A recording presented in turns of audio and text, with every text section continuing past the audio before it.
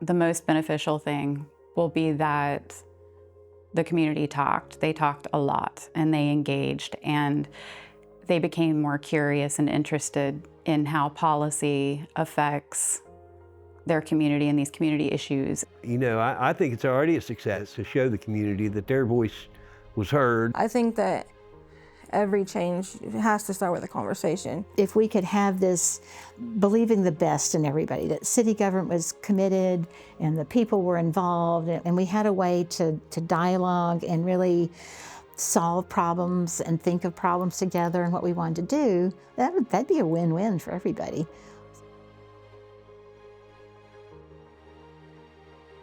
The Parkersburg Engagement Project actually started as far back, root-wise, in 2022 with some national partners convening some meetings, and they were just kind of scratching their heads thinking, how can we get people to work together? There's a firm belief, and it's rooted in the American way, that when you bring people together, that is how government and communities are best led, by bringing everyone to the table. From that and their continued meetings, the Parkersburg Pilot Project was born. Project started with a lot of data collection.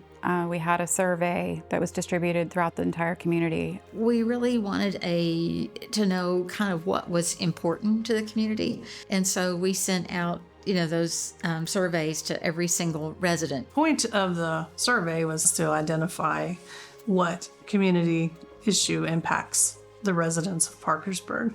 Substance use consistently came up as the top response. And housing followed really close, and employment followed closely behind housing. Topic came from what the community thought, and then we did a process within the steering committee itself, because they want to honor what the community says. We were very deliberate in trying to make sure it wasn't a rubber stamp steering committee. It's made up of local residents, Parkersburg residents. I was actually working on some issues with Wendy Tuck, and so when she brought this idea to me and told me I should interview for this project, I was excited, not knowing what I was getting into, but just excited to be part of the change, if that was possible. And we tried to get people from a variety of backgrounds, belief systems.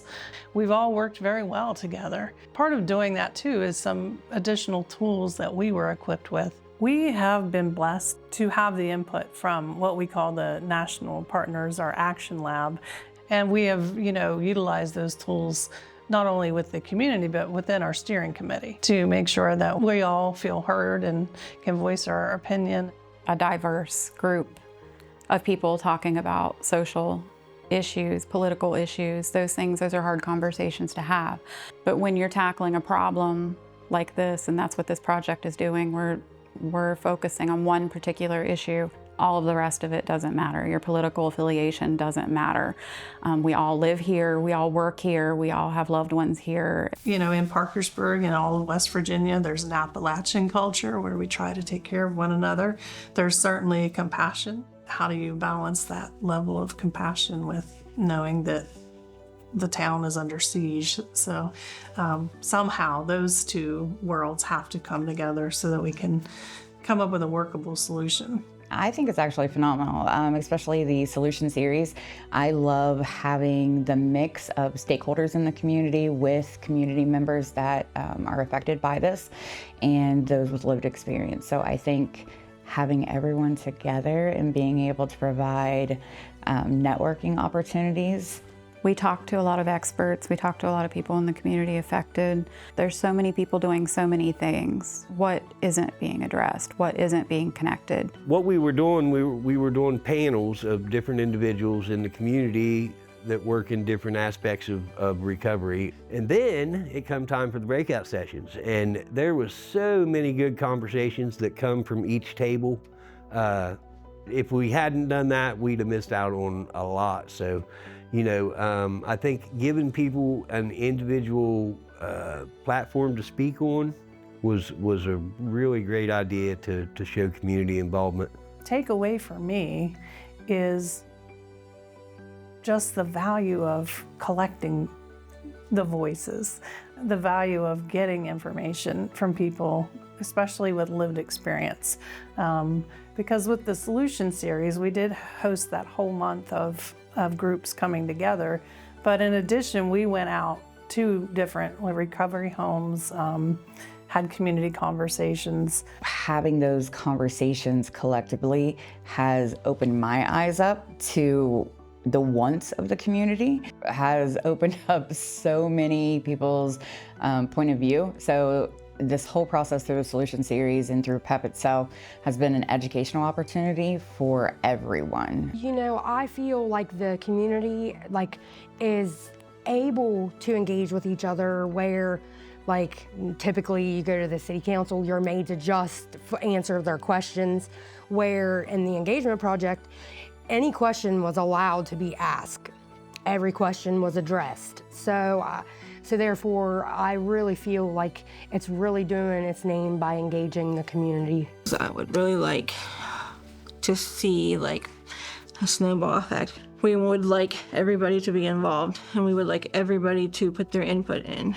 I think that's something that PEP has successfully done, which is connect some of these groups and some of these people so they can collaborate efforts and get a little more effective.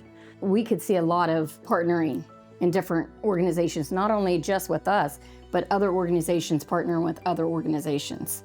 What was missing is that there's a lot of resources in this area, but not everybody knows about them. Just all of these people coming together, and it's quite amazing to actually watch, because never did I think that we would all get in the room together and try to find a solution to the problem. Knowing what the issue is, we have, again, used a multi-pronged approach to trying to get ideas in on what we could do together. You have a situation where you've got to take a zillion amounts of information and funnel it into one. How are you going to do that? And we might have just drawn straws, but they had people that had done that and showed us, here's how you can make a decision, here's how you can narrow data. So there were a lot of things, I think, along the way that if we hadn't had experienced people to say, look, this is what we tried in this community and here's how it worked, and went, oh, okay, well, let's try that, and it worked. So you could take the next step. So I think what I've seen with PEP is that it allowed us to keep moving forward. There were so many great ideas and so much input from the community on the ways we could help reduce or prevent substance use or better serve those in recovery. And it's hard, and there are no easy answers. And that's why the engagement project was so amazing, that we took on the substance abuse issue, because we knew that all those voices were in the mix, and whatever came out of this project had to address, we couldn't afford to leave out anybody.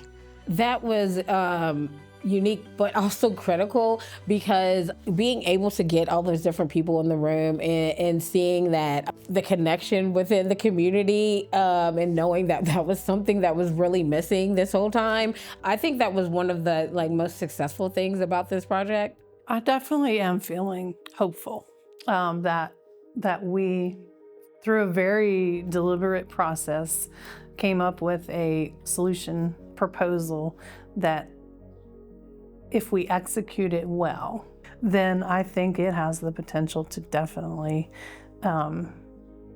help this community. I mean, it's easy to be very directed, it's going to help prevent youth from using, it's going to help prevent relapses, it's going to get organizations to work together, it's going to get people in recovery to be more engaged in the community, because we're going to create this volunteer corps where they will have service opportunities, and they are going to work to create their own activities that are peer-driven, that support one another in the recovery process. Part of the solution we come up with that we needed an AmeriCorps position, a super volunteer. They kind of got two for the price of one, because Ray is now the super secretary volunteer. Now we're even busier than we were before. It went from once a week or every couple week thing to every day. We have the Lived Experience Committee for people that were in recovery to have sober activities, to plan events, and to get involved. That's really a huge part of what we're trying to do, is create a group of people who support each other through not just the Parkersburg Engagement Project, but you know, develop a friendship, a family environment. That's what recovery is a bunch of family, a bunch of misfits that come together and look out for each other and hold each other accountable.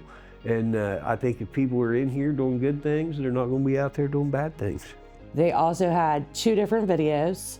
One video was at WTAP, and they did this video, and it was to educate what happens during an overdose, and that it can happen to anybody, right? Like, it does not discriminate.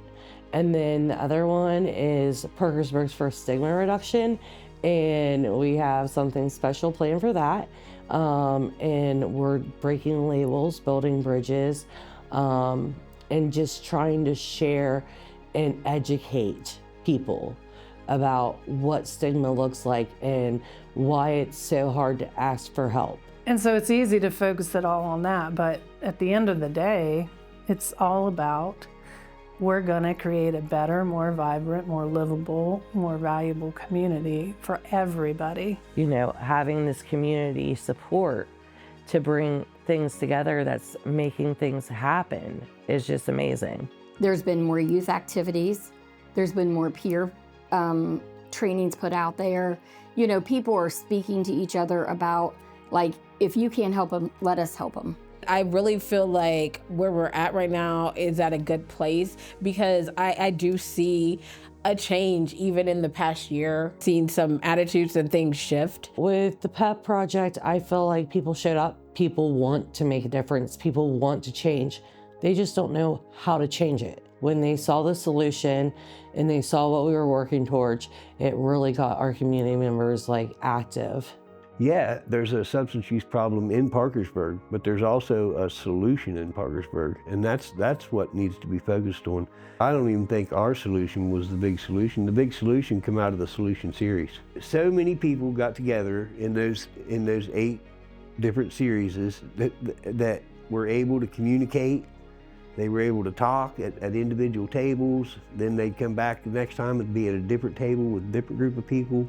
So there were so many ideas and so many conversations that come out of that 8-part series, that's where the solution was. The solution started right there. I think our t-shirts say the solution starts with a conversation. I just didn't want to be a person complaining about what's wrong if I wasn't gonna try to, you know, help with the solution. I started shifting, you know, some of my spare time into like volunteering in the community, and it just slowly like shifted into this change in my life. I think that's my biggest takeaway, is the relationships I built within the committee itself. So I learned a lot from Wendy Tuck.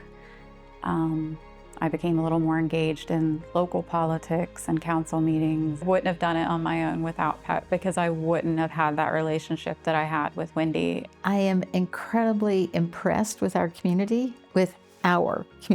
So my first thing is a huge confidence that we can trust and rely on and depend on the wisdom in our community, and that we learn to talk respectfully with differences. I think that's just a huge learning. So the next time there's a question that comes up, we'll go, oh, we know how to do this. You know, we know we can call focus groups, and we can get, you know, the experts, and we can get people who know about it to come talk to us, and we can pull an alliance together and we'll figure it out. I want to invest in my community, I do, and I want to know more, and I want to have a hand in making it better. I don't want to be apathetic about it. Is something sustainable, something replicable, something that we can look at in 5 years and say we started with that, just with a simple conversation.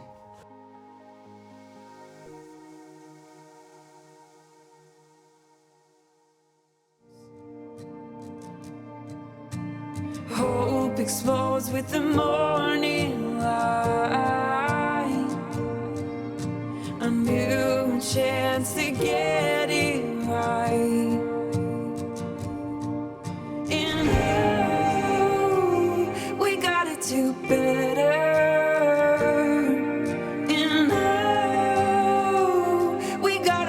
it harder to hold on to hope, break down the walls.